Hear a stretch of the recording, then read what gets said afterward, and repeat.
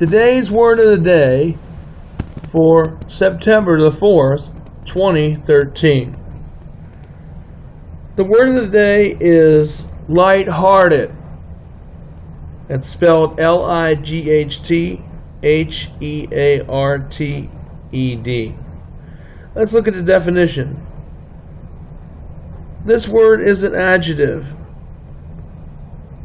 It means not being burdened by trouble, worry, or care. Happy and feeling carefree, or being carefree. Some synonyms for the word would be lightsome and bliff. I think it's pronounced bliffa or bliffy. Alright, now how we would use this properly in the context of a sentence. We knew that things were hard for our Barovian neighbors, but the two girls were light-hearted and never even complained once. Let's look at the quote of the day. Now, the quote of the day comes from Ralph Waldo Emerson, and I'll show you what his mug looks like here to give you an idea. Wait for it. There it is. That's what he looks like. Okay, this is what the quote of the day does say. Okay? It says this. Everything here situated. It says, traveling is a fool's paradise. Our first journeys discover to us the influence of places. Now let's look at this day in history, as they say.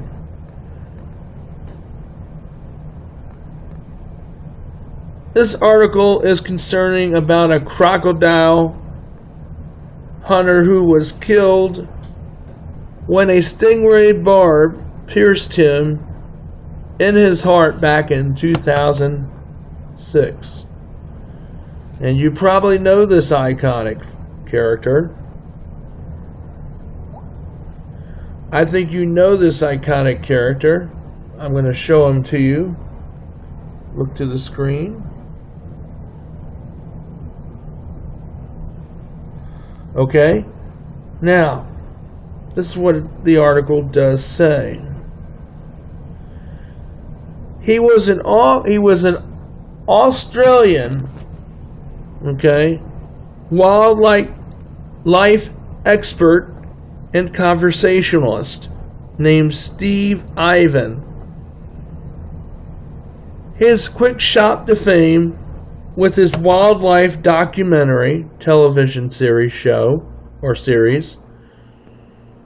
that was entitled The Crocodile Hunter.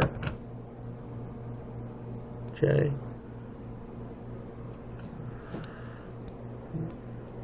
Earning him an international following with his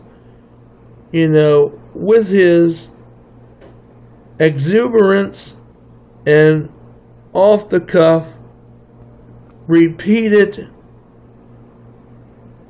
phrase or catchphrase that he would always say in his show, and that was called Crocky. Okay? The beloved naturalist was snorkeling at the Great Barrier Reef there and was filming a segment for a documentary when he was fatally pierced in the chest, in his heart, by a poisonous stingray barb.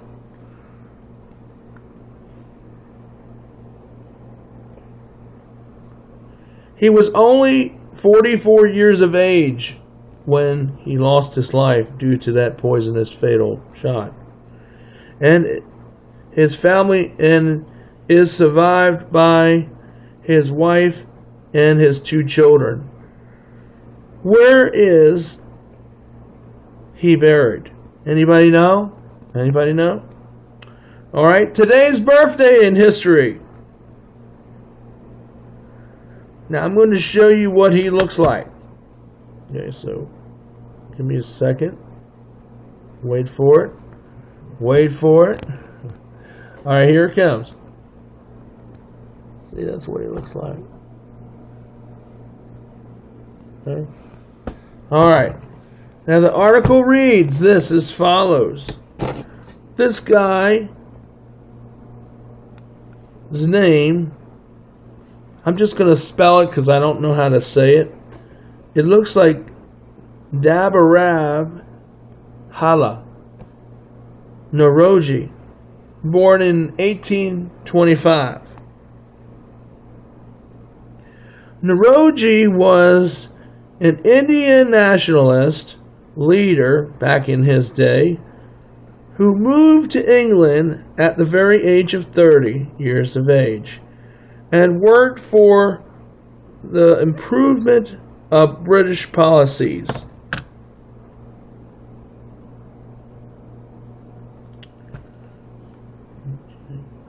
Toward India. He wrote and often lectured extensively on the drain of wealth from India to England, which he saw as the principal main cause of Indian poverty there. His work helped to stimulate economic nationalism in India, and the younger generation of nationalist leaders held him affectionately as the grand old man of India.